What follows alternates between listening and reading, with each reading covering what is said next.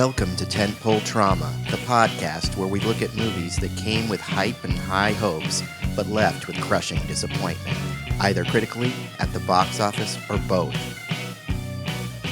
Freed from the weight of expectations, we seek to examine these underperformers under a new light, parsing through the good, the bad, and everything in between with the hopes of gaining a better understanding as to why they failed to find their audience.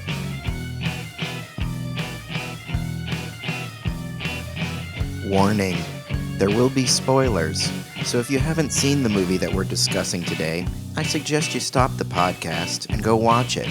Then when you come back and listen, you'll get more out of the discussion.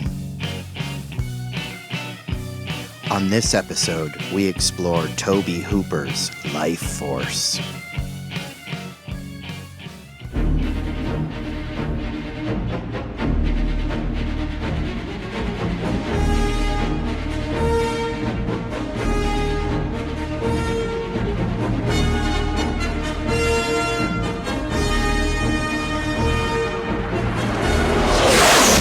Okay, I'm Sebastian, and I'm here with Troy. Hello. And Chris. Hey, how's it going? And we're here to discuss the 1985 Tobe Hooper film Lifeforce. Now, this movie's kind of become something of a cult classic, you could say. Troy, what is your history with Lifeforce? It came out right when I was kind of just diving into horror for reals. Like, I had missed Lifeforce when it was in the theater. I was too young. This came out in 85, right? So, but like 4 months after it came out, I just discovered Fangoria, and I started my subscription immediately. And so I was kind of like, all these films were now on my radar. It's like I'd finally gotten the info portal to find out about all this stuff. And so I definitely rented Lifeforce on video. I can't remember how old I was. So, but like for Lifeforce, like for Fangoria, probably the thing they were really concentrating on was sort of the desiccated corpse puppets, right? I feel like that was sort of what you would see. And I remember, through Fangoria, you could see the prior issues, and it made the cover for like issue 41 or something. It was the corpse on there, which even on the cover kind of looked a little ridiculous. Yeah. Because it looked like this big puppet. But yeah, I think when I saw Lifeforce, it kind of fell in line with all the other movies. It wasn't that much different from other low budget movies. I didn't realize this was like a huge budget movie at the time, but it was just as confusing and sleazy as, some of all these other things that were coming out, like Company of Wolves, I remember was also confusing. Yeah. It had a lot of nudity in it and stuff. And then, Hellraiser was also super sleazy. And, but I do remember that I was excited about Halley's Comet coming out. Mm-hmm. And I saw it right before I saw Halley's Comet. And I was pissed because when I finally saw Halley's Comet, it was like this little line, a little elongated shape in the sky. Uh-huh. And it wasn't this massive green spray paint of, taking over the entire night sky that I thought it was going to be. So I remember being kind of mad about that. Lifeforce really led you down the wrong path with expectation there. For Halley's Comet. I liked it, and it definitely, I knew who Tobe Hooper was, and I remember loving Poltergeist, and so I was really excited about it, and it definitely kind of had some of that Poltergeist for feel sure, to yeah. it. With the animation and ghost stuff and the electricity and all that. Chris, did you see Lifeforce back in the day? I did not see it back in the day. It was one of those titles that was always in the video store sci-fi section that I was like, ooh, this looks interesting. But nobody in my orbit ever talked about Lifeforce. It was just one of those things that... The video box with the eye and the planet. Exactly. Yeah. It was the video box that I'm like, ooh, this looks cool. This is right next to Outland or whatever. And it was in that area of, sci-fi. And it wasn't until I think Netflix DVD that I was like, you know what? I kind of want to see that movie. And I put it in and I saw it with a bunch of guys and had a bunch of beers. And it didn't leave that big of an impression on me other than that there was a naked girl walking around the whole time. And that was kind of it. Troy, did you realize that it was from the same writer as Alien, the same screenwriter, Dan O'Bannon?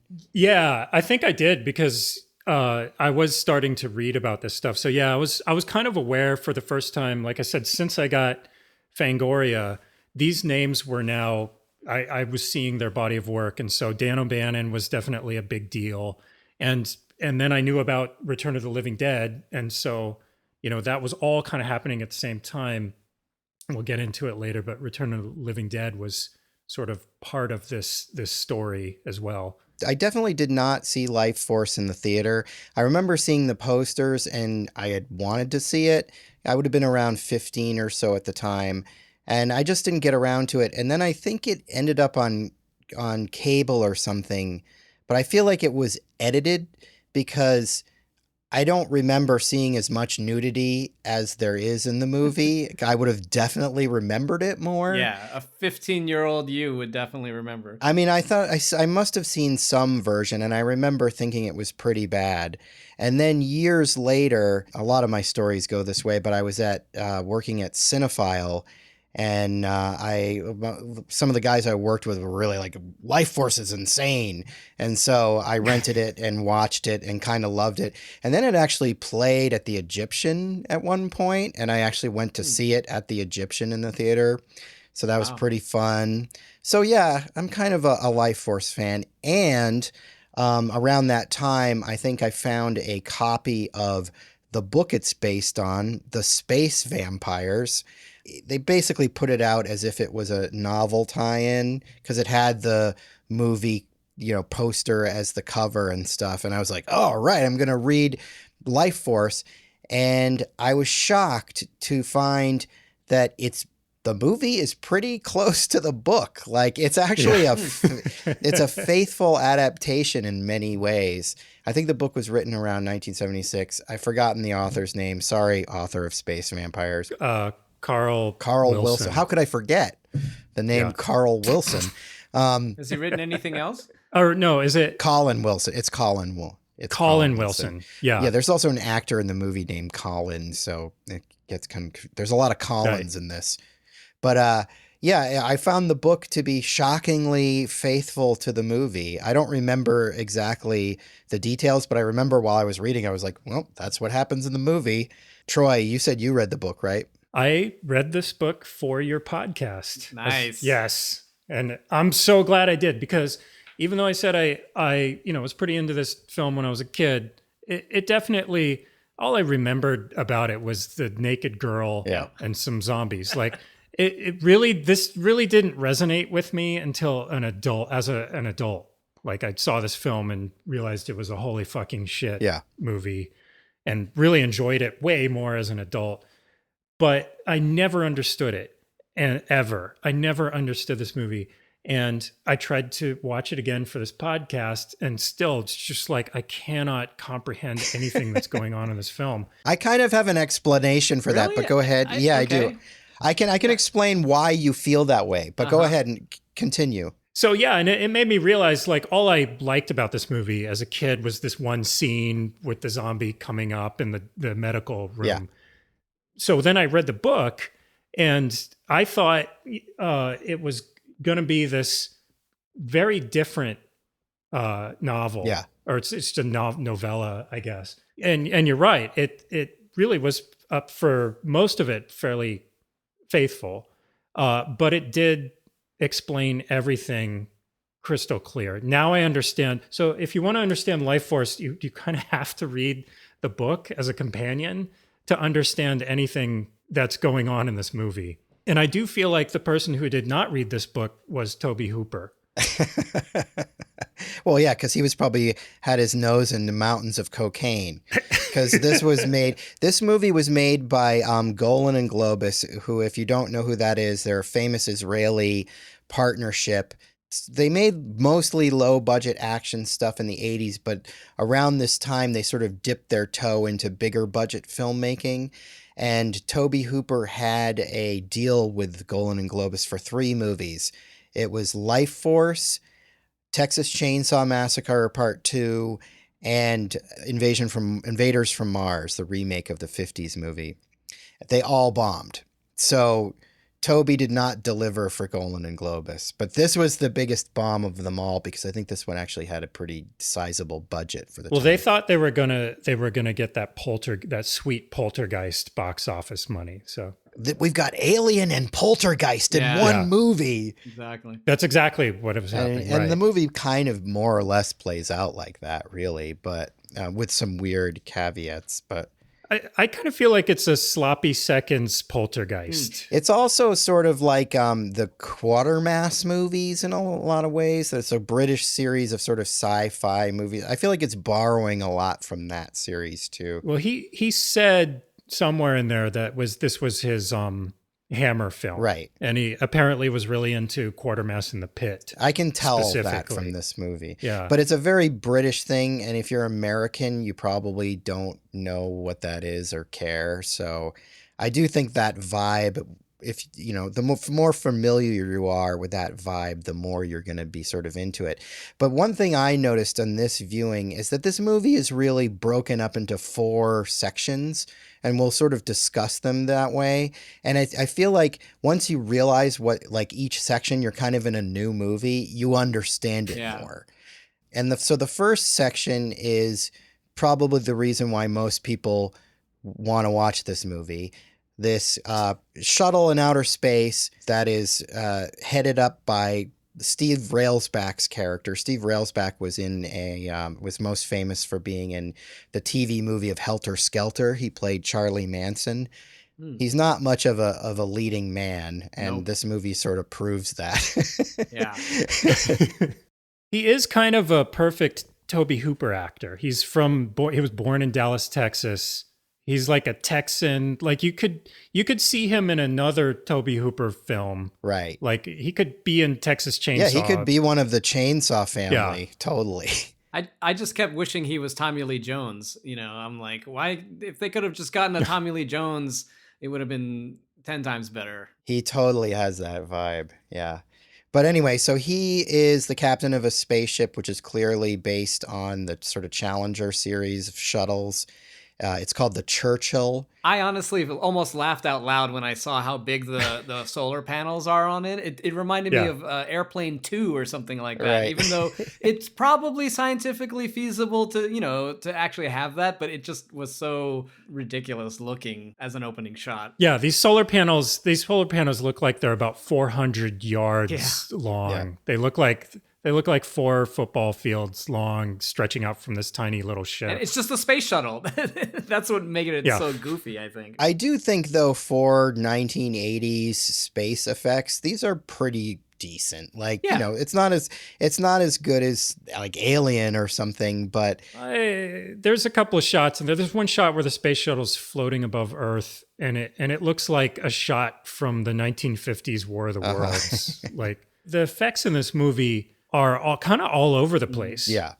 And this is one of my theories about this movie is that especially after reading the book was a lot of conversation and just a lot of ideas.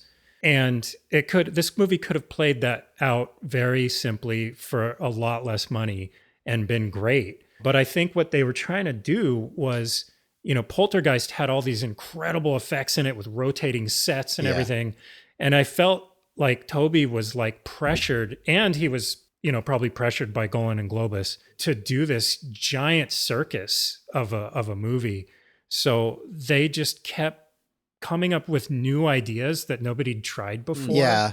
And these massive puppets and these makeup effects and explosions and miniature sets. And when they do that with a big budget movie with a director who's very in control, is even if it's really expensive, they'll come in and say like, okay, that's not working. Yeah. We're gonna cut that. This isn't working. And they'll try a new idea. They'll scale back. They might put more money into making it look right.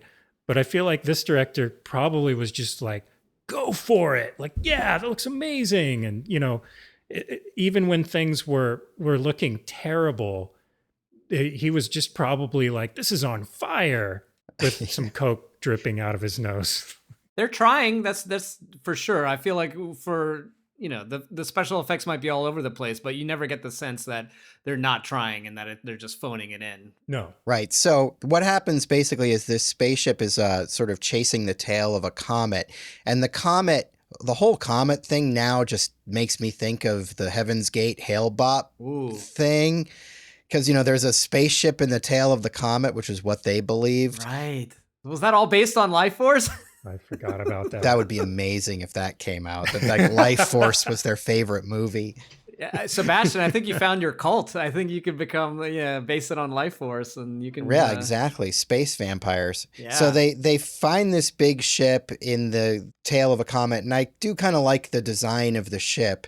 It's this sort of weird long thing, but it has these things that open up on either end that look like giant umbrellas or something. Like a tree or something. Yeah. Yeah, totally. They go into the ship and they basically find these old ossified corpses of these bat aliens, which is kind of like my favorite part of the whole movie is when you see Steve Railsback back sort of floating up to that one bat alien corpse and its claws kind of sticking out there. It's very, it's very kind of Dracula. And I mean, I think the whole story, if you really think about it, very much kind of mirrors Bram Stoker's Dracula in a lot of ways. Like I got that from reading the book. Finally, this added up.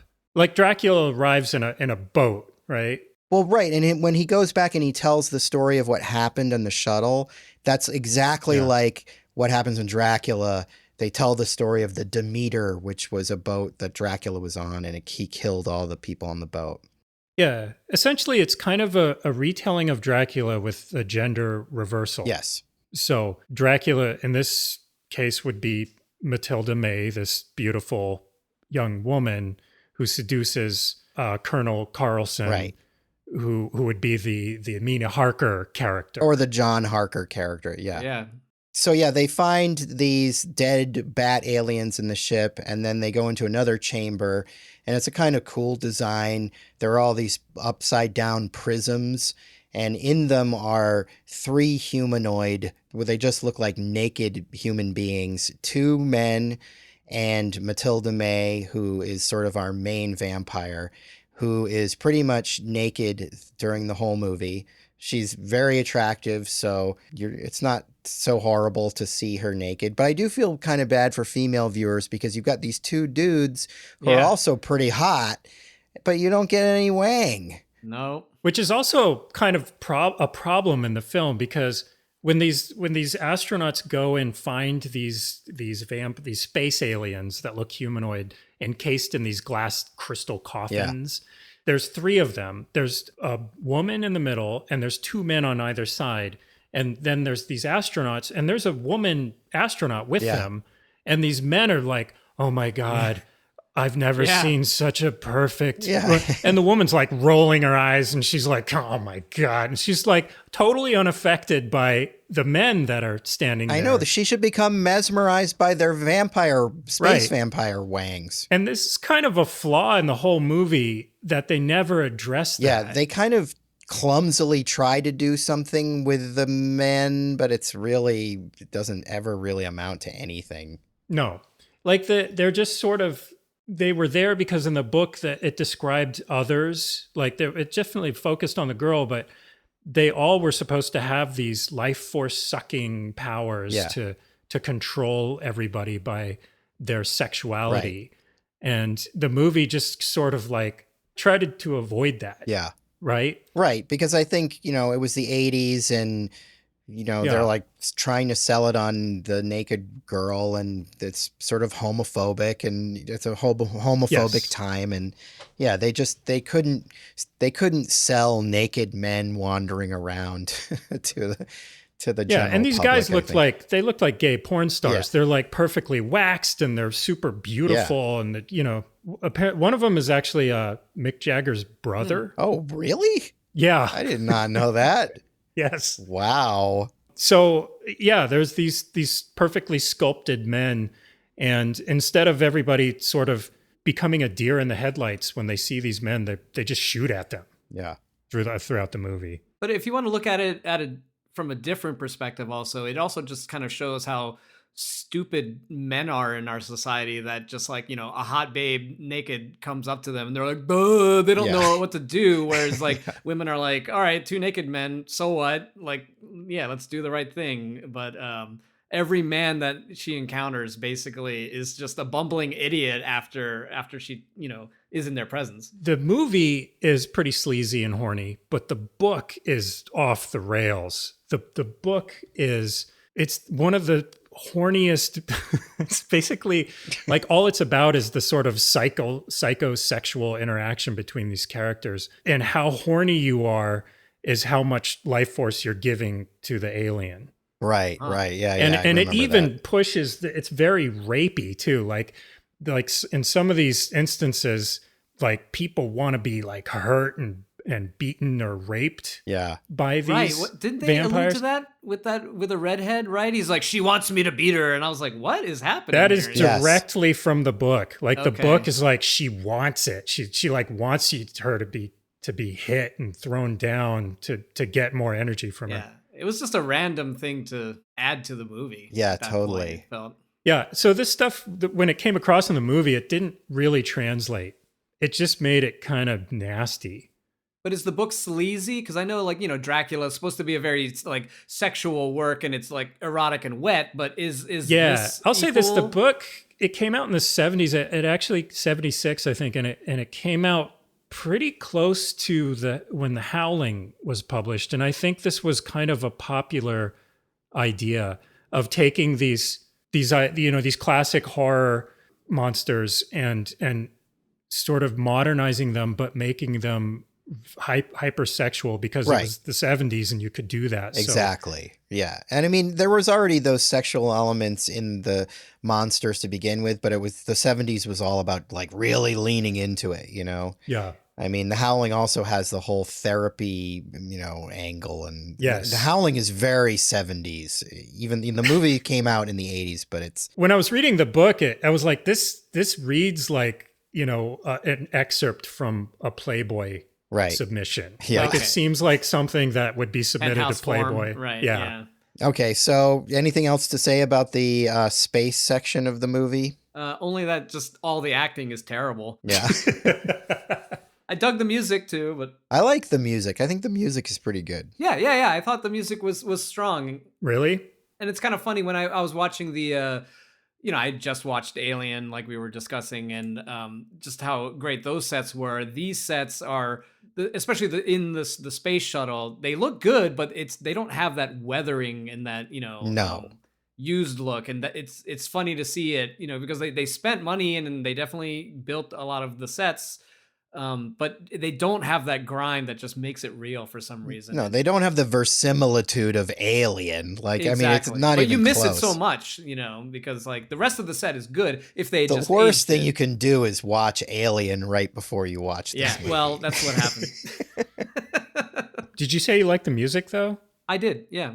Yeah, you didn't like the music? Here's the thing. There's two. I watched the theatrical cut, and that's the one I saw when I was a kid too. Right. And the opening to the theatrical cut does not have that Henry Mancini. It sounds like a parade march, kind of, which is the theme of Life Force. It just kind of has this ominous like sound or something. But the Henry Mancini choice to do the music for this, I find probably one of the most bizarre things about this movie. Is it Henry Mancini?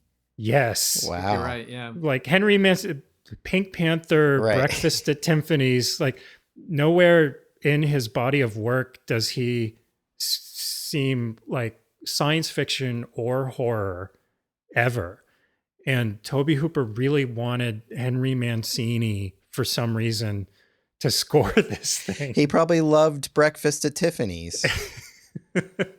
It's one of the oddest choices of music for a movie originally titled Space Vampires. So maybe he thought that was going to give it the Hammer film feeling or something. Yeah, that's what I kind of feel like. It's got that kind of bombast of the Hammer films. Sort of maybe thought it sounded British. And if you haven't gotten Hammer film from it, the next section you definitely do, because we cut to Earth.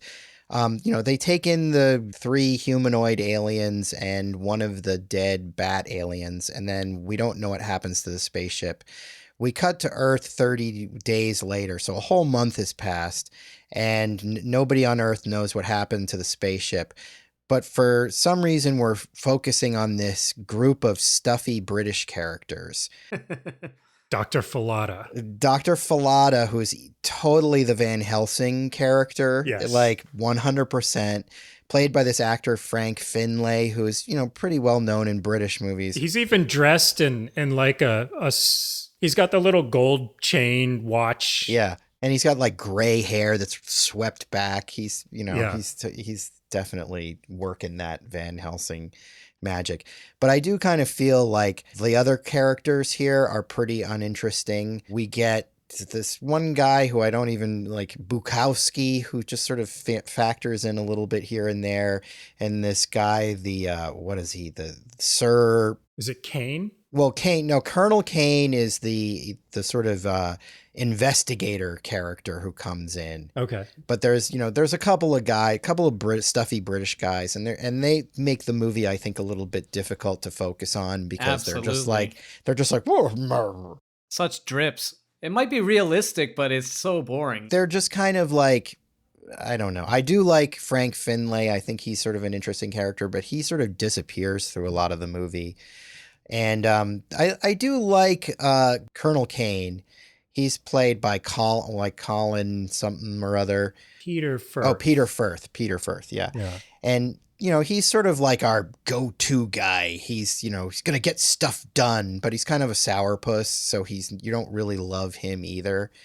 But these are sort of our main characters for this section of the movie. And basically what happens here is the ship comes back and it's all been burned up on the inside, and they find the humanoids in there, and the humanoids get out and start sucking the life force, hence the title of the film, out of different characters. Carlson is missing. That's important, which is confusing. Right. It's also adds a level of total confusion for this movie. So they find the Churchill. Carlson is not there. Which seems like kind of a big mistake, narratively speaking, because for better or for worse, I think he's the guy that we feel is the lead of the movie. And in this point of the movie, suddenly you're paying attention to these British guys. Yeah. And like Chris, this is why I think it's hard to focus on this movie, because you're like already in you're in another movie. Your main character of the last movie is gone. You are getting, cool, sort of relatively cool creature kind of effects with the vampire sucking the life force out of people, and then they leave them as these sort of desiccated corpses who are still alive and like come back to life in the medical lab and stuff. But yeah, I mean, I think the whole like taking Carlson rails back out of the movie is again sort of a tribute to the original Dracula, because in Dracula, Jonathan Harker isn't in a big section of the story. That's right. I didn't think about that with the Dracula comparison, but he's like Jonathan Harker in Dracula is held up in the castle.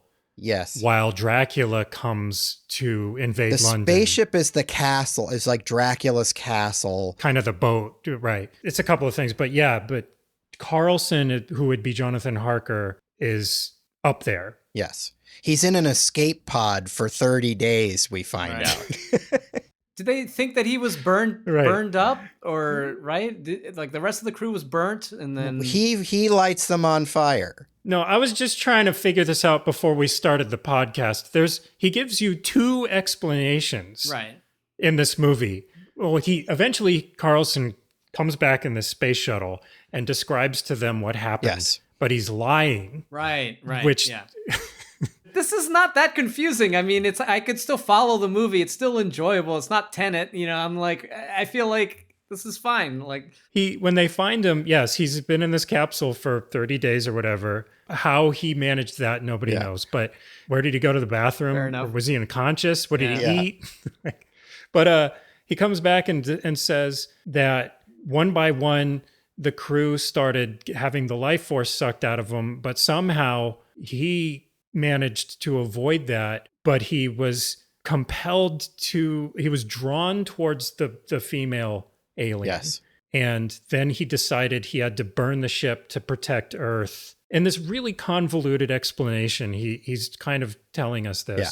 That's his what he said. He basically destroyed the ship and everything on it, including he tried to destroy the aliens, but then they're telling him, no, the aliens actually made it down here. Yeah. And they're infecting everybody in London. Right. You failed. Yeah. That's what happened. Right. That's his first version of the story, right? Right. Yeah. So, basically these British guys are dealing with these corpses coming back to life and sucking energy out of people. And Matilda May gets up and kills a couple of guys and basically walks out the front door of like the British Space Center or whatever it's called. It's basically just like a building, but it's called like the Space Center. British Space Research, the ESA, Research Center. Right? Like, yeah. This whole movie needs like an American cowboy. You never think that you want to see something like that. And then now that we're just with these three stuffy British guys, and it's also kind of laughable. It's like, just have NASA be here, guys. The ESA hasn't done shit. Like, come on, man. Like, it just seems like they're obviously trying to make it a very British movie and base it. Well, also in the UK in the 80s, there I don't think there really was a British space program. So this had to be a joint. That's the ESA is the European Space Agency, which is like the European Union Space Agency, but it's kind of. So this had to be a joint mission with the United States because the United States had a space shuttle. Okay, so this is a problem I have with this whole movie is why is it in England? Why isn't it set in? Why isn't this taking? They do go to NASA at one point, and it's like they cut to NASA, and it's just like this dingy little room, and they've got like a little thing that says NASA. Yeah, of course, yeah. And like that's basically all they really say about NASA. Yeah, and it just doesn't make sense that they're setting the movie in England. Well, there's two reasons for that. The book. Yeah, school us, Troy. Come on, you must know. The book was based in London, and Tobe Hooper wanted to make his Hammer film. He was kind of apparently like hell-bent on making this. Right. He was really attracted to the idea of making this a British horror film.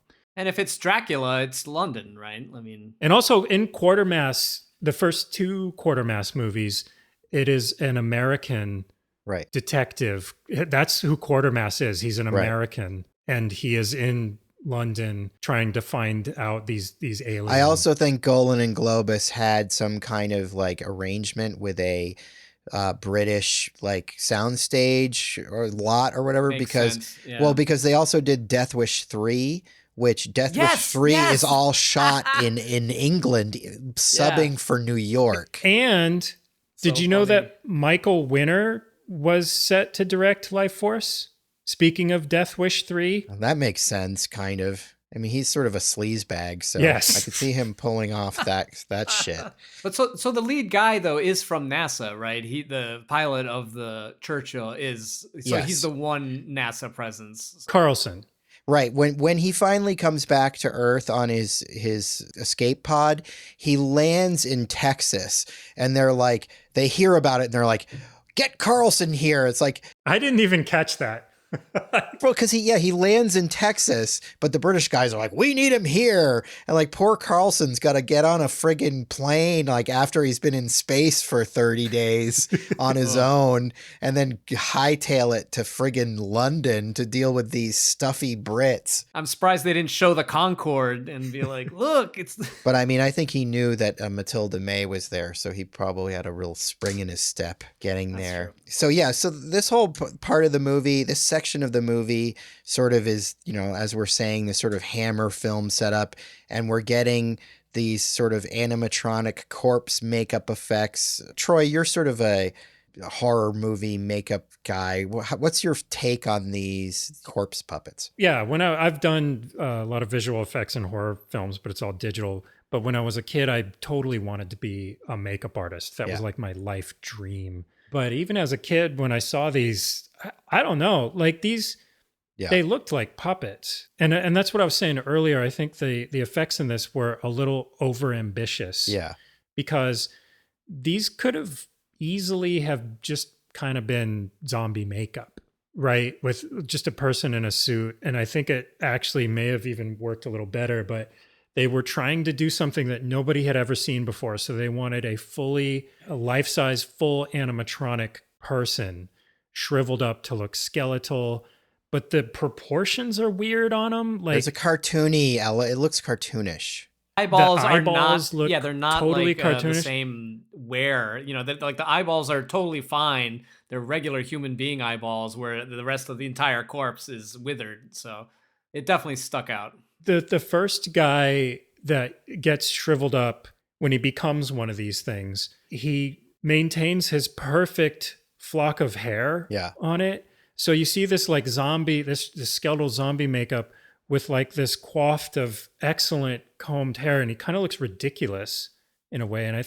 I remember thinking that when I was a kid, it just kind of looked strange with these cartoony eyeballs and his perfectly combed hair. Didn't really look scary. You know what looks scary is later on in the movie, there's going to be a dead, a woman desiccated that's better. corpse, and they have a scene with her like coming back to life as a corpse, but she's naked and she's a redhead, so she has this like red corpse muff on her. Yes. Did you notice that? I did. This time It's I noticed really it. disturbing.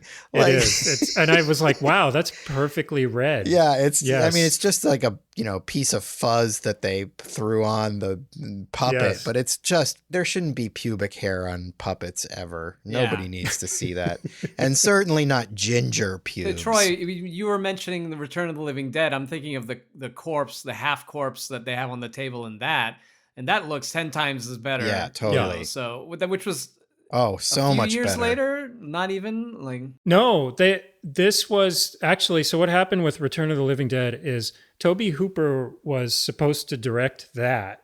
And then Canon Films came to Tobe and they said, look, we'll give you a 3-picture deal and we want you to make this giant big budget movie for us. And they sort of pulled him off of Return of the Living Dead. And so he suggested Dan O'Bannon to direct it. And that's how, and then he wanted Dan O'Bannon to write Lifeforce. And that's the connection with Return of the Living Dead.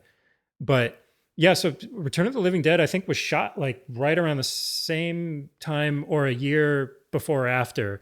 Basically right around the same time. And you're right, it just looked way better. So much like better. The zombies in there looked repulsive and gross, and they moved really weird. And I remember being pretty freaked out by, the mud zombie and Return and of the the lighting Living Dead. and the editing don't do it any favors. I feel like they're just laying it all out for everybody to nitpick and see. And like the scenes are long. These zombies aren't dying right away. They're just like, and then freaking out for like minutes on end. And you're like, okay, but it does kind of remind me of like the Bodies exhibit in a weird way. So I don't know if that is like anatomically correct. So also you're right. They're in a brightly lit room. You're right. This is a medical observation room. Yeah. And so, you're seeing it's very unforgiving exactly to the puppetry and the latex and the rubber and everything. Yeah, but I mean, it's a similar scene in Return of the Living Dead. It's in a medical examination room with that sort of half woman corpse in Return of the Living Dead, but it looks so much better. Just the everything about it is so much better. Okay, so the next section of this movie, and this is where I always sort of get lost, but this time when I was watching it, I was really sort of taking in the different sections, and it becomes basically a body swapping movie. And which is kind of... Well, it's kind of like The Thing too, right? Not body swap, but more... Right. What do you call The Thing? What is that? No, I think, but you can call The Thing a body swapping movie for a lot of it. Right. I think of vice versa when you say body swap. So Well, this is more possession. That's actually the correct word for this. Oh, yeah. There's actually a fun B movie called The Hidden. Yeah, The Hidden's awesome, yeah. There's an alien that's jumping between person to person. Right. And it's being sort of being like, it's like a communicated disease or whatever. And actually, Friday the 13th, Jason Goes to Hell is another body swapping, terrible body swapping movie.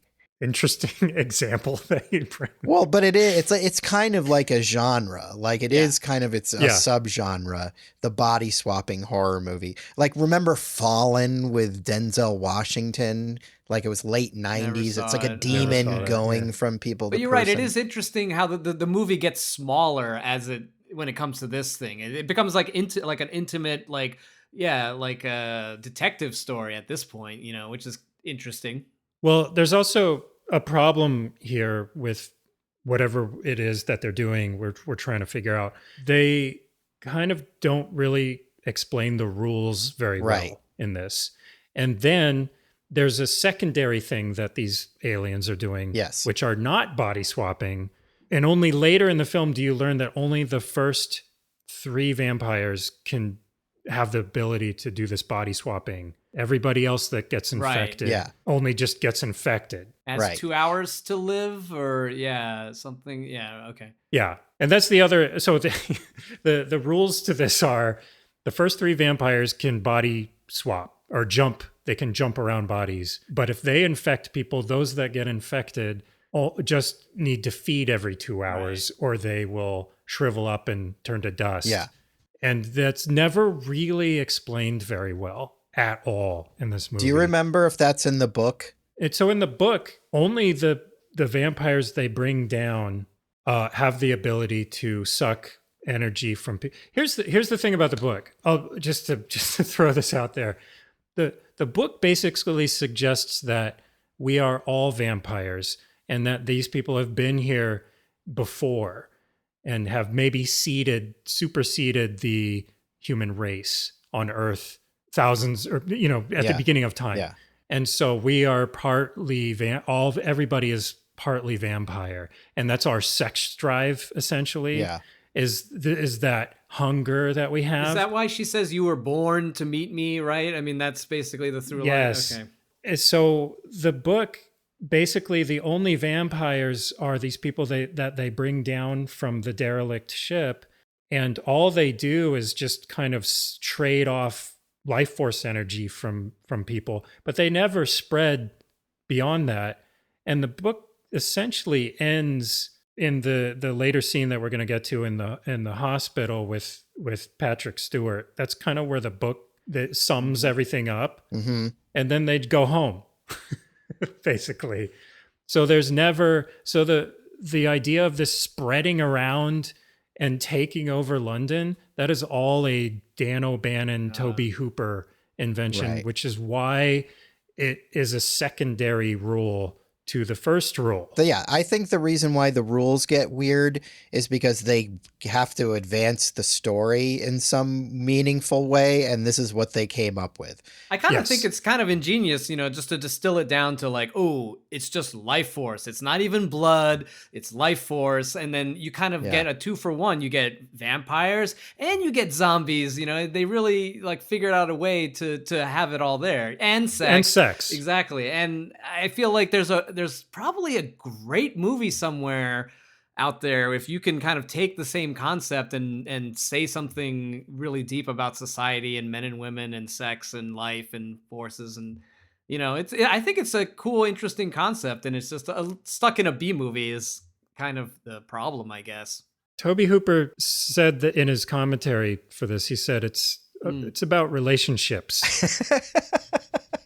I see what he's saying. I'm sure that made sense to him at the time. It. I mean, it's not, it's not obvious, but like, it's not crazy. It's in there.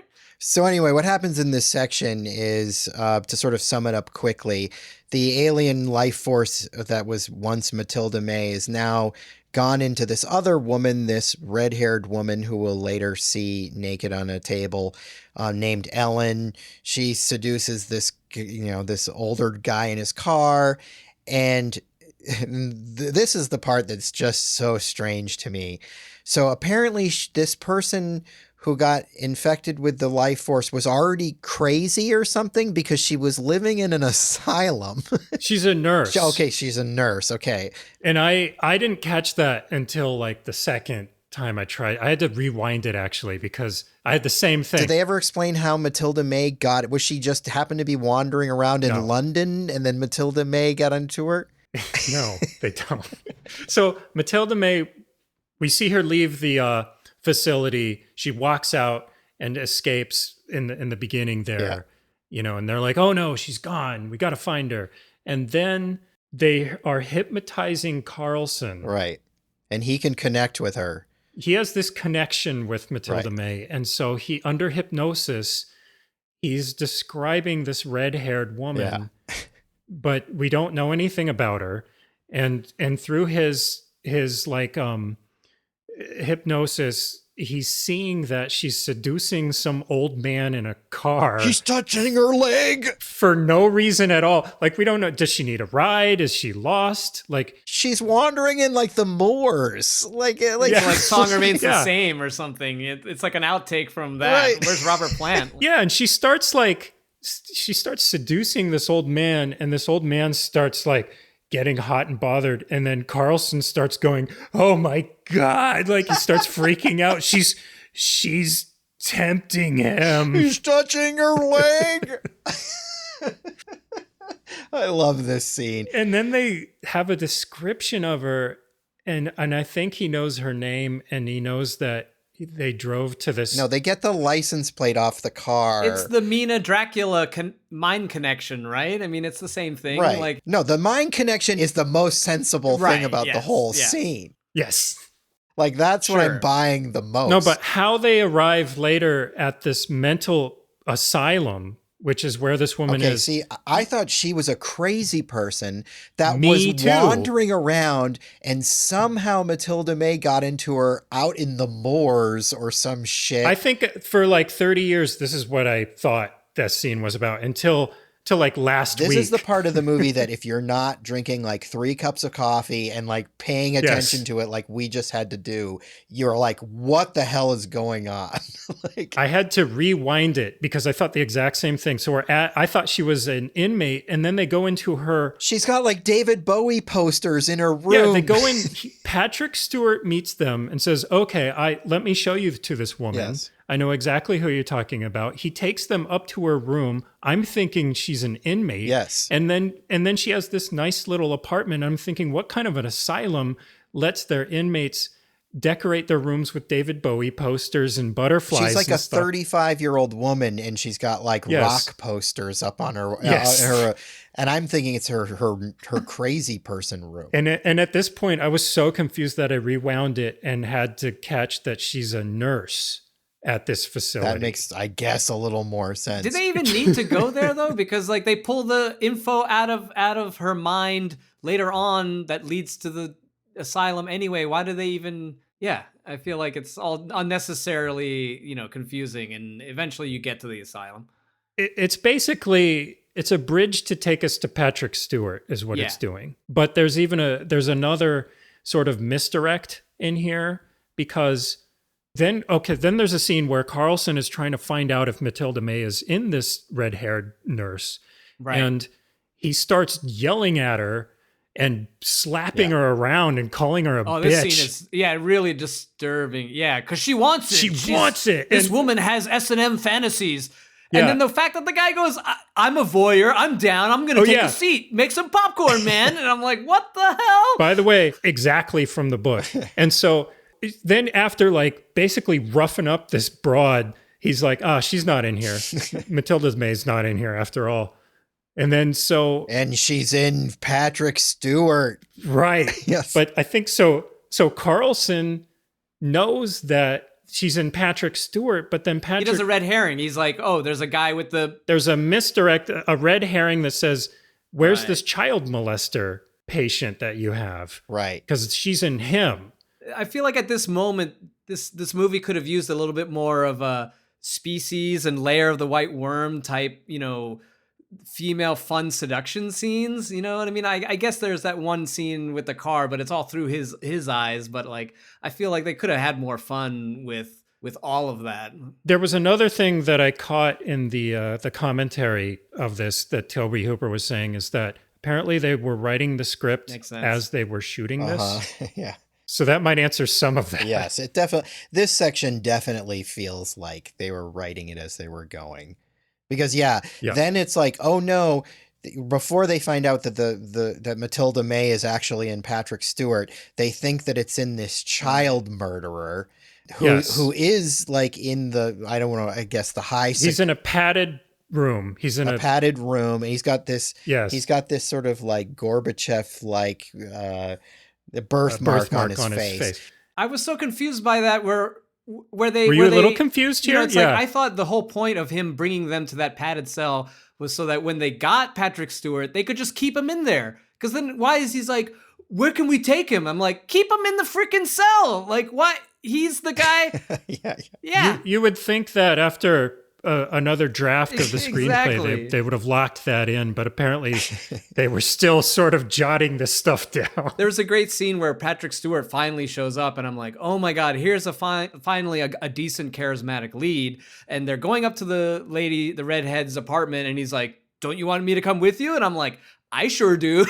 I wish you were like more in this movie. And they keep saying, no, stay out here. And I'm just like, let Patrick Stewart be in the movie more. Yeah, so let's give some props to Patrick Stewart. Yeah, for a moment here. Hot off Dune. And the thing that's funny about Patrick Stewart is that he's got an interesting career, because at this point his career was in the doldrums. Like, he's just playing this like bit part in this shitty sci-fi movie. Then he gets into Star Trek The Next Generation, and even though it's just a TV show, 10 years later he's headlining his own movies, and then he ends up in X-Men and stuff. Like, was he in the doldrums, or was he doing like Shakespeare and theater? In terms of movie stardom, he was he was. Well, he was in Dune, which we covered again, but he was not a big part of that movie. He wasn't a big part of this. He was always showing up in bit parts, like, which is weird. I think probably for people who kind of came of age in the Patrick Stewart era of like Star Trek and into X-Men, they probably think of, oh, Patrick Stewart's an A-lister, and then you go back to something like Lifeforce, and you're like, what is Patrick Stewart doing in this? And he's good though, and it's cool that he just persevered. I think it's a cool thing to see him like plugging away and doing good work. Oh no, and he gets this crazy scene where they're trying to basically exorcise Matilda May out of him, and he's talking in her, they've dubbing her voice over him. Patrick Stewart is performing the shit out of this movie. Right. Like he is giving it his all. I mean, he's earned his place in and history. He has a screen kiss with Steve Railsback. That's right. Yeah, I was surprised that they let that slide in 1985. Yeah, this is the part, like, for the last 20 minutes, the movie has been doing everything it can to like lose your attention, and then here you're like, okay, I'm back in. Did we skip over the dream sequence though? Like, that was pretty cool, right? Like that first dream sequence where he has sex with Matilda May, and it gets all Suspiria. Doesn't matter that we skipped over it. Just at some point in between all these events, he dreams that he has sex with Matilda May. That could pretty much be anywhere in the movie. I thought it was a great scene. Yeah. Well, I feel like the movie sort of ends there too. Right, that's true. Kind of the big ending. But so this scene is great. They're sort of trying to get Matilda, the vampire, out of Patrick Stewart, and then like Chris said, they're like, well, like, I don't. They're going to take Patrick Stewart with them or whatever, and one thing I noticed on this watch is that there's a lot of like the helicopter is used a lot. And it's funny because I worked for New Image Films, which later became Millennium Films when I first moved to LA. And that was run by a bunch of Israeli guys, and they basically were just trying to be Golan and Globus again. They weren't Golan and Globus, but they had come up as producers through Golan and Globus, and they were just trying to recapture some of that Golan and Globus magic. And I remember one thing, they were super obsessed with helicopters. Like they were like, helicopters give the movie more production value. Right. I noticed like, oh yeah, there's a lot of helicopter in this movie. Interesting. So like they bring Patrick Stewart onto like an army helicopter, and then there's this friggin' insane scene. Well, wait, we still gotta cover. Also, did we mention that I don't know if we said that Patrick Stewart is the head of this insane asylum. Right. Yeah. Right. Yeah. This scene where he basically starts beating again, like seducing sexually, kind of browbeats Patrick Stewart, is this crazy poltergeist scene where the room starts spinning around. Yeah. And there's more like poltergeist ghosts and furniture floating for no reason to get this information out of Patrick Stewart. Right. At this point in the book, this is where basically the book ends, kind of, at this scene. This is where the space vampire girl comes out, manifests out of the asylum caretaker, out of Patrick Stewart's character, and gives this 10-page explanation of like, we've lived amongst you, we've traveled around the stars and galaxies, dying planets, we've helped you with your inventions, and then they essentially leave.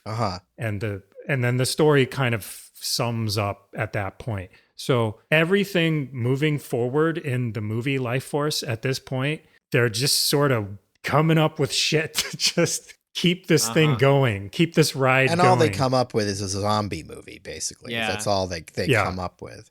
But yeah, right. So there's this crazy sort of poltergeist-like scene. And then one of the guys who's like Sir somebody or other dies at this point. His character we've barely even noticed. He's like the third British guy who's just along for the ride. You know, Troy, like you were saying about the female astronaut, I feel like if they were to remake this movie today, you know, they need another strong female presence on the good guys side. You know what I mean? It's all just three stuffy British guys. There needs to be like a Nicole Kidman or another scientist, like somebody who's like leading the charge just to balance out the whole thing. Cause it's totally. And it's not even a problem with sort of being misogynistic or homophobic. It's actually kind of a problem with the story. Yeah.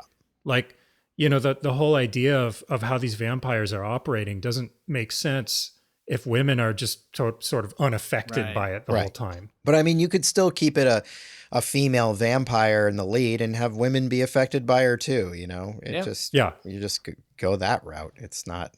They should cast someone like Tilda Swinton who can just be like a hot man and a hot woman, and they can just like switch around. Yeah.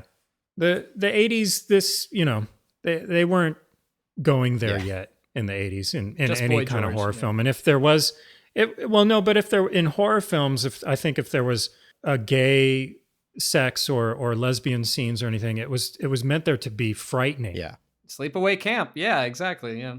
It was used as a horrific device. You get it in The Hunger. The Hunger is kind of it sort of stands alone in that way. Yeah.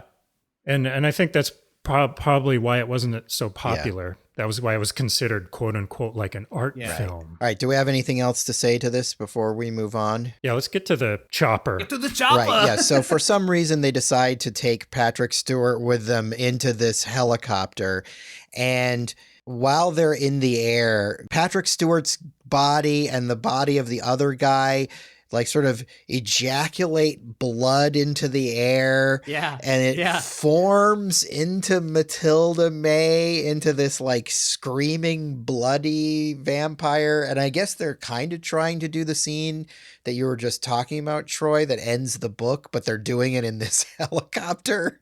And it is just friggin' nuts. It's definitely a kind of fever dream moment. There's no reason for it. There's no explanation. It makes no sense.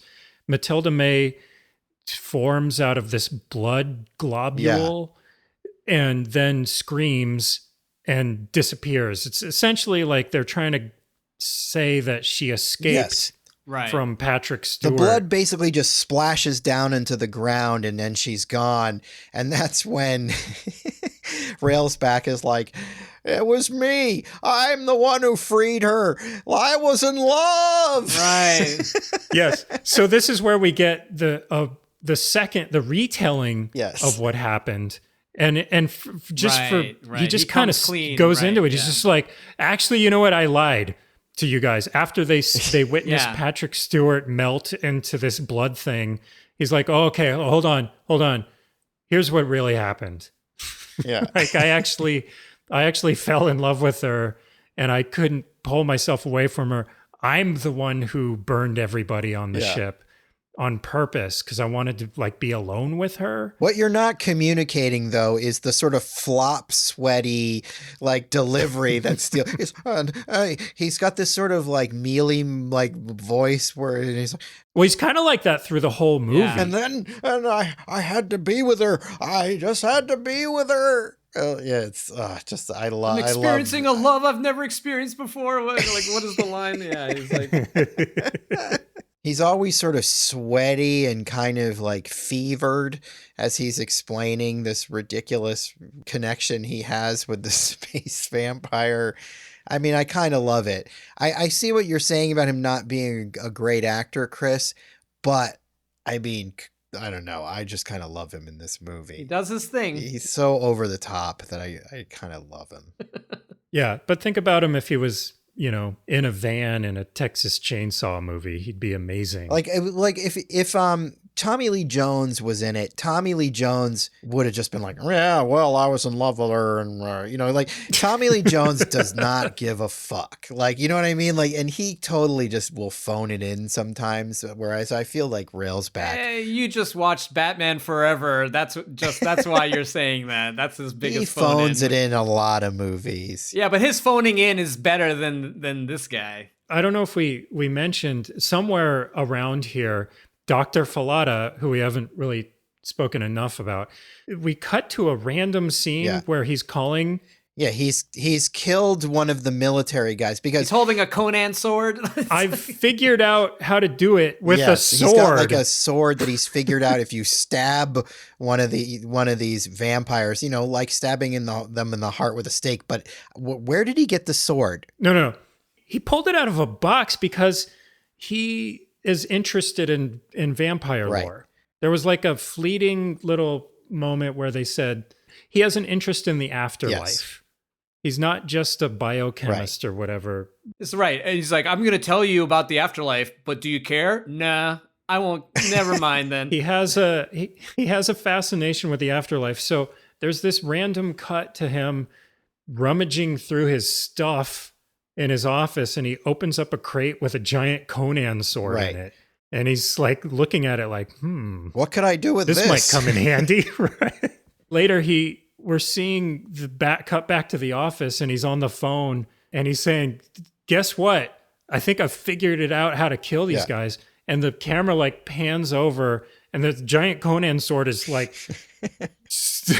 it's been stabbed into it's like, in this guy's stomach, in the vampire's stomach. And then Dr. Falata says, I've figured it's the old way, Carlson.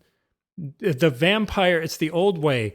Not in the heart, but 2 inches down in the stomach, right below the heart, not with steel, but with lead. Yeah. Like all these things that you've never heard about in vampire lore ever. Like, this is not the old way. and he sounds like he's just kind of making shit up, but he figured out, he just tried this sword. He found the sword and he thought he'd try it out. Well, they had sort of set up before that we had gone on this whole body swapping trip because, you know, the 2 male vampires had sort of exploded. They had gotten loose and it basically exploded. But it was implied that one of them got into one of these soldiers, but they cut away from it. Like the soldier came up to Frank Finlay and was like, can I help you, Professor? Or something. I don't know what he said. Right. And then we cut away from it. So you've totally forgotten about that at this point. So yeah, it's this jarring sort of thing where, Frank Finlay killed that guy because, you know, we're to assume that the guy had tried to attack him or something like that. But yeah, it's... In the book, Dr. Falata is a vampire theorist. He's written books about vampirism. Right. So he's an expert in the field for some reason. Seems to me like they were trying to move it towards like, oh, you have to attack like the sexual chakra or something like that, not the heart, right? Where the life force emerges and blah, blah, blah. And so they were just trying to like make that connection more and more. Yeah. Basically, all they're really doing is setting up this weapon that they're going to use at the very end. Yes. So what happens is Railsback goes running off to be with Matilda again. And basically, this alien spaceship is now over London. The comet is over London, and the alien spaceship is there. And so, what's happened in London is it's gone crazy, like this crazy vampire zombie sort of siege. Where people are being infected and they're running around in sort of crappy zombie makeup, feeding on other people. A lot of this looks very clearly shot on some sort of backlot set. And, while they're feeding on them, this blue poltergeist energy is going off to a cathedral where it's supposedly going through one of the male aliens, vampires, then into hanging out in front of the cathedral, and then it's going into Matilda May, and then she's shooting it up into space for the space vampires that are on the ship, I guess.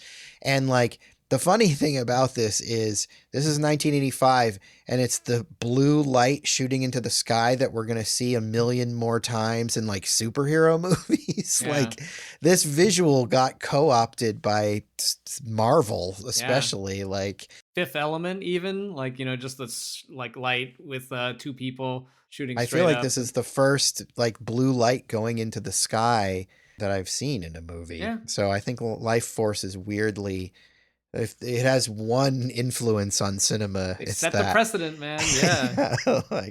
And these zombies that are running around chasing each other and everybody in sight, they don't look anything like what we have seen previously at all.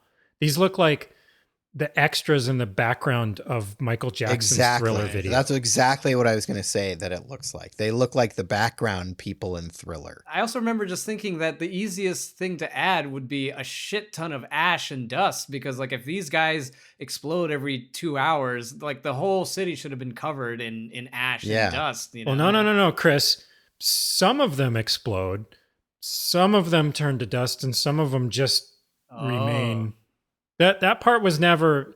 Sometimes they explode, sometimes they don't, and sometimes the zombies just turn into blue light and get sucked towards the cathedral. It's whatever like phase of cocaine psychosis Tobe Hooper was on at that particular moment. They probably tried it and he just snorted all of it, and they were like, "All right, forget it." So while Railsback is trying to find Matilda May, our other hero, Colonel Kane, goes to find Frank Finlay at the Space Center. He finds him, but Finlay has obviously been affected or something, and he's sort of giving him his speech about this. Is this where he says like these are the vampires of mythology or whatever? It was well, but he's also like, this is what he's been destined to do, because he's exploring the afterlife. That's what his interest is in. So now he's going there. So he almost kind of has this smile on his face as he's turning into a vampire, or he's starting to shrivel up. They do the face bladder pulsing thing, and he's got this crazy look in his eyes, and he's like. So for anybody that isn't aware of what bladders are, in the 1980s, I forget where it started. Somebody did it. It might have been even Tom Savini. But it was where you basically put a balloon under some latex and then pump air into it, and the effect would look like it's bulging a little bit. And once that started, it went everybody did this. Yeah, you had to do it in your horror movie. Every single horror television shows, it was all over the place, to the point where it started looking absurd. Every time there was any sort of transformation, it would be bladders.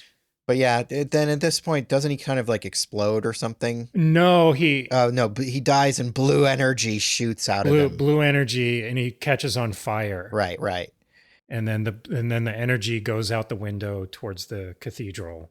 And then Colonel Kane takes the weapon and goes to run off to kill Steve Railsback, I guess. I mean, basically at this point of the movie, it's just zombies running around, things on fire, explosions. It's pretty huge explosions. Like this is also like they were just dumping money into this huge scene, and they were blowing up double-decker buses. Yeah. And buildings were collapsing, and they had this in one of the bonus features. There was this really pristine museum where apparently it was like a replica of London for tourists. And somebody said, sure, you guys can go shoot in there. And they like created some of their own buildings and had their miniatures blowing up in front of this elaborate museum of miniatures. So I don't know who let them do that, but that was also a part of it, is they had these amazing miniatures that were built by these artists that they got a hold of. Yeah, the miniatures are good. Because it was from an actual museum. They're good miniatures. Yeah. They look pretty good. And so there was optical effects. And I mean, this thing was just, they were throwing every kind of effect at this scene. It is bonkers what's going the destruction of London. But it's kind of like you don't really care what's going on because it's pretty much, that the Kane character just kind of running through it. And, you don't really care that much about him. He finally, meanwhile at the cathedral, Railsback is confronting Matilda, and she's talking about how it's destiny. She's finally got some clothes on. Yeah, she somehow like conjured up this white robe, this ethereal white gown. It's got some sparkles on it or whatever. Yeah. And she's telling him that it's their destiny to be together, and he's sort of being drawn towards her as this light is shooting up. Wait, did we skip past the when the male vampire says the best line of the movie? Well, no, that's when Colonel Kane shows up. Oh, okay. The male vampire is blocking the door to the cathedral. Sorry. What does he say, Chris? It will be much less terrifying if you just come to me. I'm like, wow. But this is another confusing part, is so the male vampire who's blocking the doorway for Kane to come in, Kane stabs him with the sword, right? Yeah. And then he turns into a giant vampire bat, which none of the others did. I love the giant vampire bat. That was a cool twist, yeah. That's a good puppet. It was great. The effect looked great, but again, it's just random what happens to these vampires. Like there's no rules. Those were the bats in the ship, right? Yes. That was their true form. So, there was a precedent for it. But the first guy that they stabbed with the sword just turned to dust. Maybe he left that part out. Oh, by the way, right before they die, they turn into a giant bat. You know what the answer to this is they only had the money for one bat puppet. They were saving it for the big money shot, we got one. And it honestly, it's like kind of one of my favorite looks cool. moments. It looks so cool. That was a puppet that actually looked great. Yeah. I would like this movie a lot more if there were a lot more of those monsters in it, for sure. But yeah, the bat is pretty cool. And then it just blows up, right? Yeah. I think it catches on fire or something. I can't remember, but it's destroyed. Kane is able to get inside the cathedral where Carlson and Matilda May are fucking, basically. Yeah. And I think they're actually having sex, and Kane's like, here, I got the Conan sword. Yeah. And Carlson's like, hang on. Yeah, right. I'm assuming so basically Carlson takes the sword and jams it through both Matilda May and himself, and I'm assuming right at the point of climax, right? I mean, that looks like that's when you got to do that, right?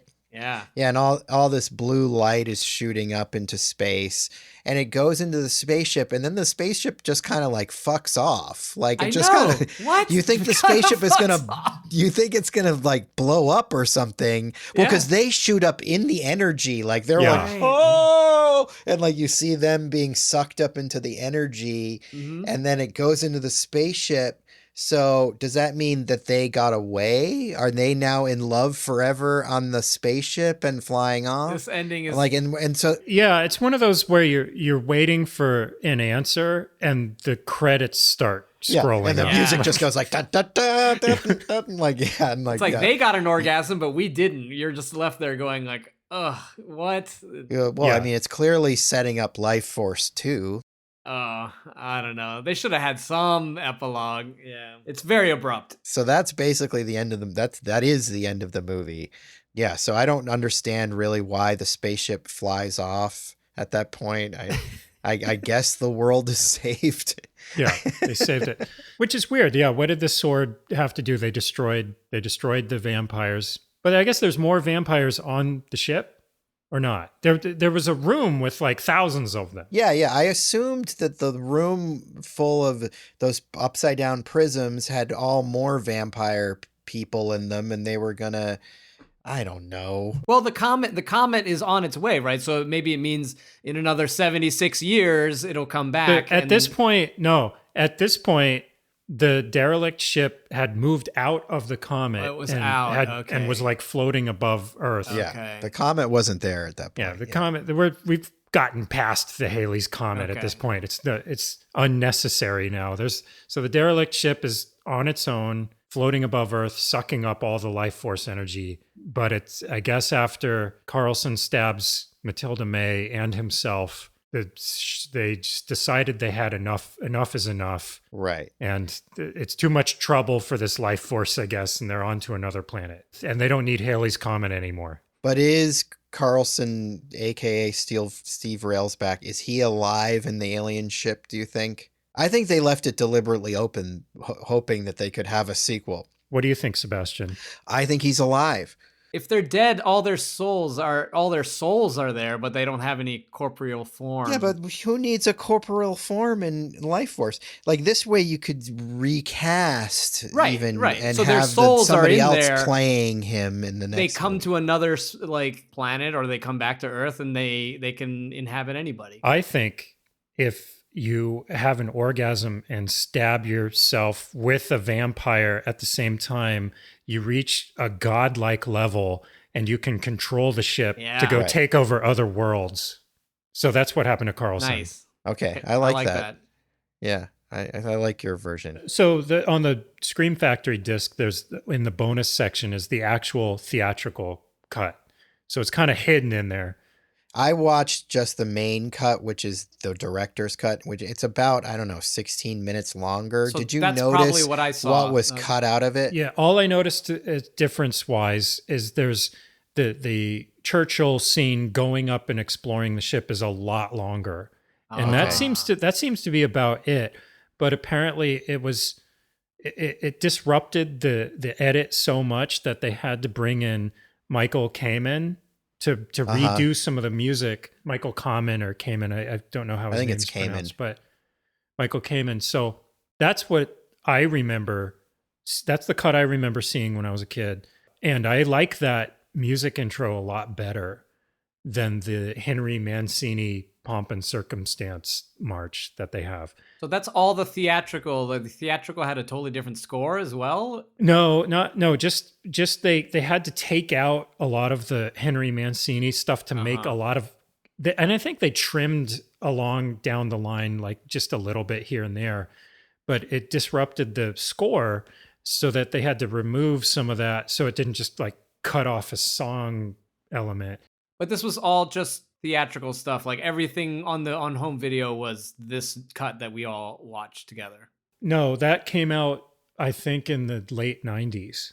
Okay. The director's cut. I think that it was on a Laserdisc. There was like a when this arrived on Laserdisc, it had the Tobe Hooper's cut, which was like long awaited. It had a different opening. It's where you see all the credit scroll over like this asteroid, and then it's just the Churchill as they're looking at the ship, and it just takes way longer for them to get to Halley's Comet. Right. In the theatrical? And I mean in Tobe Hooper's director's cut. Okay. Right. Okay. And it, unlike a lot of director's cuts, this actually was Tobe Hooper's cut that he gave to them, and they were freaking out because it was just too long, and they thought they needed to move it. And he wasn't that upset about it. Like he said, he was in the edit room when they started hacking off pieces of it, and he just, that's fine, I guess. So there wasn't anything like missing in terms of like subplots or anything. It's just scenes are shorter or whatever. Yeah, that's pretty much it. All right, cool. So Chris, what are your closing thoughts on Lifeforce, the movie? I enjoyed it a lot more than I thought I would, having seen it in the early 2000s. purely as a B movie and watching it with some friends and just laughing at it. Now that I watched it, there's a lot more to this movie than I thought there was. A lot of cool ideas that I think could be explored in, in different versions, but I also the lack of a charismatic, strong lead really, really hurts it. And I feel like you need somebody to take you through the story, and not just the acting. It's the characters are really, really boring, and they're just drips. Like they don't Yeah. really show much emotion at all through. They're not given anything to really play with. Right. But I was engaged the whole time, I mean, out of all the movies that we watched a lot of bad movies on this thing, and it held my interest. What do you mean? I don't know what you mean. This held my interest really well, and I feel like the ending was, if they had just tacked on a little bit of a prologue or something, just to give people a little bit more closure and a better feeling at the end, they would have made a little bit more money, maybe, because people wouldn't have just like left the theater so pissed off. But I enjoy it, and I'll probably watch it again before I die. That's the best kind of recommendation. I'll watch it again before I die. Troy, give us your closing thoughts on Lifeforce. I mean, I'm in the camp where there's a definite cult following for this film, and I'm one of them. I've always liked, ever since these movies came out, like this came out at the right time for me when I was a kid, and I loved the weirder, the better. The more I didn't understand them, the more interested I was in movies like this. So I've always liked this movie. Even the poster, which I just found out now, that's an eye. You guys said that's like an eyeball. Yeah, you never noticed that? What? No, That's I the never. main thing. I thought it was like a cuttlefish or something. Which doesn't make any sense, because what do Yeah. eyes have to do with anything? Yeah, I in remember this movie? thinking that, because the image left such an impression on me. I was like, when's this giant eye gonna like attack? Yeah, the I always Earth? thought it was like a silver sphere that was like reflecting Earth. No, I on it or always something. noticed it was an eye. I mean, I think they're just trying to capture that alien poster Yeah. magic, because the alien poster is an iconic poster, but it's like, what the fuck is it? It's Yeah. like an egg with a Yeah. green light coming out of it over like a field of like bodies. Which is or great. something. Like I miss posters that Right, that just are like, hint- what the fuck is going on in this? just had And a weird image that really didn't have anything to do with the movie. Right. That's great. But yeah, this movie, it's a disaster, but it's totally fun. And it also, having now kind of rewatched it and looked at it closely for this podcast, I understand it a lot better. It was great to read the book and sort of see where this came from. But it also kind of really gives you, with the debate over who directed Poltergeist, yeah. just watch this movie and then that might answer some questions for you.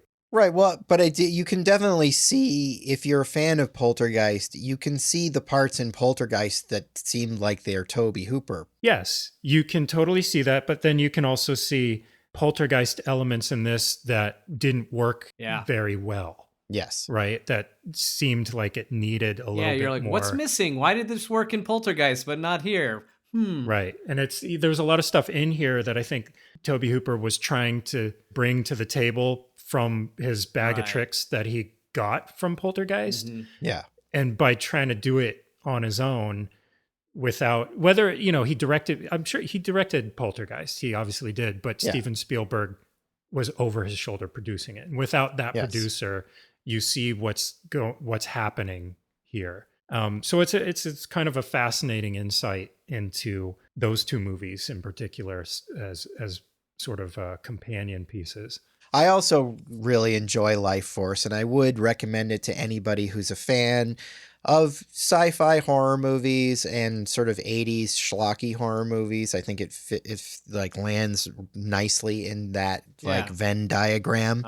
Like if you like those things, you're going to like it. If you're not into those things, stay far away, because this movie's ridiculous in so many ways and will definitely lose you along the way. But I've definitely come to sort of appreciate the insanity of what it's delivering. I agree with you 100%, Chris, that the problem is that there's not a charismatic lead bringing you through the whole movie. Like that would honestly fix so much that's wrong with this, you know? Yeah. I mean, I don't know, pick somebody from the 80s who would have fit the bill, you know, Christ, Kevin Bacon, you know what I mean? Like Right, yeah. anybody. Mark Singer. Mark Singer could have wielded that sword, right? Right, Oh, totally. yeah. He could, throw Beastmaster in there and you've got yourself a hit. He's got V and Beastmaster. He can do both. He can hold a sword and shoot a laser. So, like, Right, yeah, right. get that guy there. Like, I love Mark Singer. But anyway, you know, I think that, you know, is kind of the film's main flaw. I don't know if I would say that that's why it failed at the box office. I think it was just too out there for mainstream audiences in the 80s. Oh, I was going to say that there was another thing that I read somewhere that was brought up, that this is another victim of the aliens are evil versus being nice problem that was happening in the early 80s with E.T. Right. So The Thing, which was an amazing film, bombed because audiences were so sucked into aliens are friendly. Yes. So there was a lot of films that were trying to capitalize on Alien as being monstrous and evil. Yeah. And they were, you know, obviously this is one of them because Dan O'Bannon came to write it and they were like, let's make Alien again. And audiences had shifted their viewpoint on that. So I think this film is suffering from that as well. true. Right. I also think it's trying to be sort of to your point in some way, it's trying to be kind of more of a horror movie.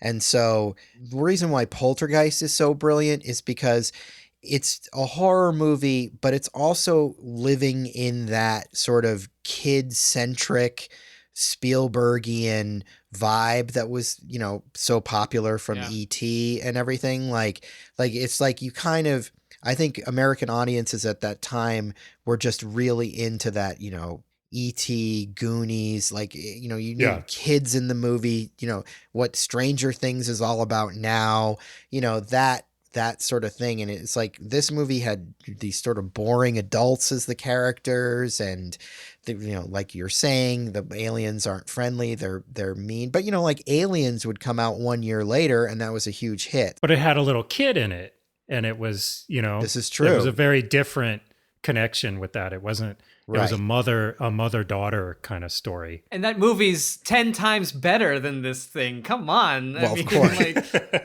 Like, I think it's worth noting though that it's not just because Newt, like you take Newt out, that movie falls apart. Like, come on. Like, also, could it have anything to do with, on the front poster, the tagline is, "In the blink of an eye, the terror begins." it's pretty bad. That is the vaguest nothing. It has nothing to do with the movie. Yeah. Like, that tells you nothing at all. Like, what? That's a blockbuster. it's definitely someone who just saw the poster and went, I don't care what the movie's about. Here's the tagline. Yeah, it wasn't, I think it was just a zeitgeist thing. It was just the wrong movie at the wrong time. And it wasn't a particularly good movie. And I'm sure the critics were telling people to stay away in droves. So I guess there's no real mystery. Well, it should have been made for a lot cheaper. I feel like if you'd cut down that space scene and, you know, cut down on all this crazy zombiness at the end, you know, you could have had a decent low budget, like, intrigue movie that would have maybe made back its money. Like, yeah. Well, when's Lifeforce 2 coming out? When are you going to write that script, Sebastian? I'm going to get to work on Lifeforce 2. Life Forces. That's awesome. All right, guys. Well, I'm going to go drain the essence out of somebody and find a love I could never imagine. Right. I'm a voyeur, so I'll watch.